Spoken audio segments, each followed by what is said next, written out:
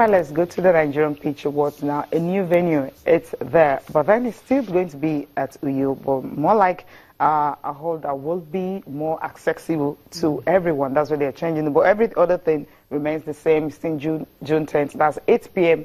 after the Super Eagles game against Bafana of South Africa. We already have the nominees for this year, and we know those.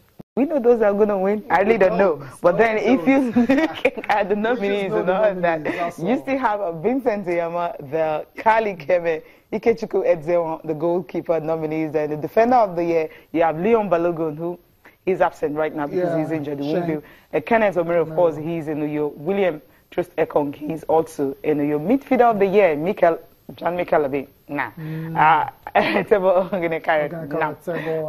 Ndidi is the favorite for that one. Striker of the year? Is that a remarkable year? Well, Wilfred. So I won't be surprised if he wins that particular award. Striker of the year. Okay, this one is Chisom Egbuchilam. There's Godwin Obaje and there's Ankelechi Iheanacho. Okay, who is favorite for this? Godwin Obaje was the top scorer in the Nigerian Professional Football League last year. Kelechi Iheanacho, he's had a mixed season with Man City, but it's been very impressive for the Super Eagles of Nigeria. That might just give him the edge.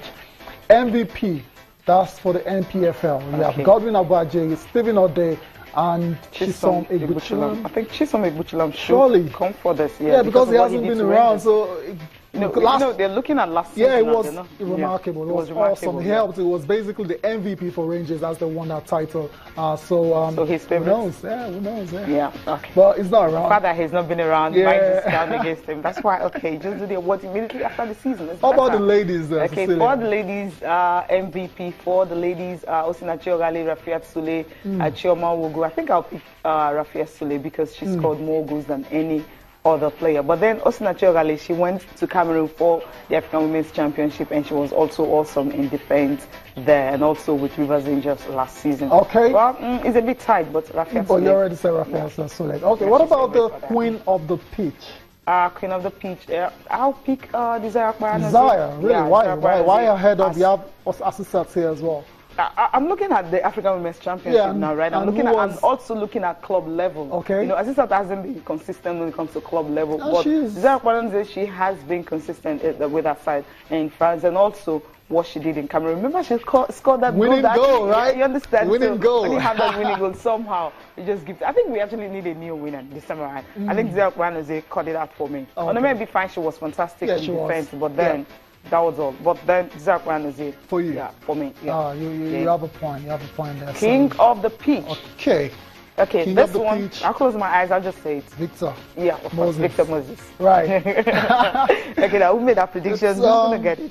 Victor Moses, John Mikel Obi, and Kelechi Iheanacho. Come on, no contest. It's just Victor Moses. Just give it to him. No contest at all in this one. No contest. Yeah, for me, no contest. I mean, Iheanacho, fine. If he had, the way he started when Pep Guardiola came in, he was featuring him, he was having a good ratio per goal and all that. If he had continued in that form before Gabriel Jesus came to Manchester City, then I could say, fine, it's okay. But right now, I mean, Victor Moses was awesome. You know, when Antonio Conte decided to change his formation and all that, make him the wing back, and he was basically just good there.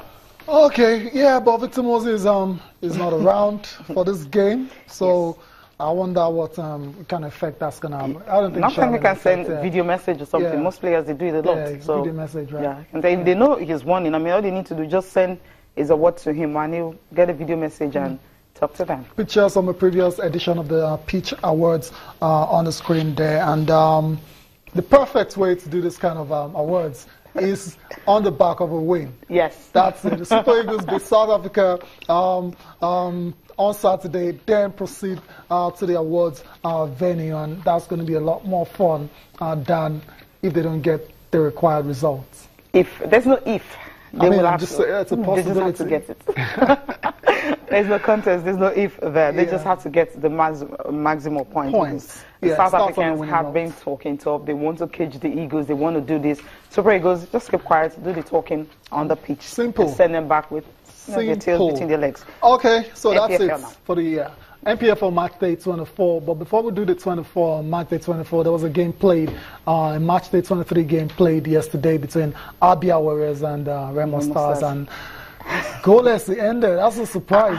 Yes, I was shocked because I think I'll give it to Remo Stars. Yes, you have to. Abia Warriors, we talked about the fact that they are so good in the sense that I know Rangers haven't been a fantastic team, but when you can beat a team home and away with some spectacular goals and all that, they expect you to do better when you're playing against a team that not like doomed for okay, I won't say they're doomed for relegation, but then you have how many games left? 15. One then at the bottom, and it's not really looking good for them to go to Abia Warriors and pick up a point. Then this team are just telling you, look, we need to fight. We won't just go down like that. Exactly, and that's what they're doing, and that's usually is very typical of teams that are fighting relegation, fighting to survive. They always battle. They give their all. Quality might not be great, but in terms of their their commitment, you always see 100%, and that's how they were able to go to Abia to get a draw. Doesn't really do their situation much good, but it's better than a loss, and who knows, they might build on this particular result and when they return to back to base. Yeah, that's it. But then for the coaches, Abia Warriors coach, of course, usual thing, they'll have to go back to the drawing board.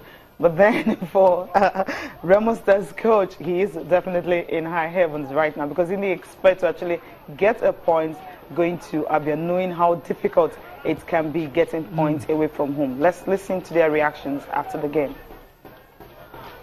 This is not what we bargained for anyway. The first half is not really our game. Maybe one reason why we did not play well in the first half.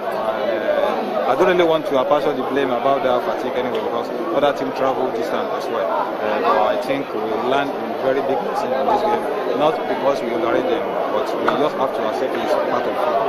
I'm not disappointed about my side, but maybe I call it failure. The second half we push all out to get our goal, but we are able to put our inside there. You can see how we play second half. We play twice in the half. Sometimes it's like that.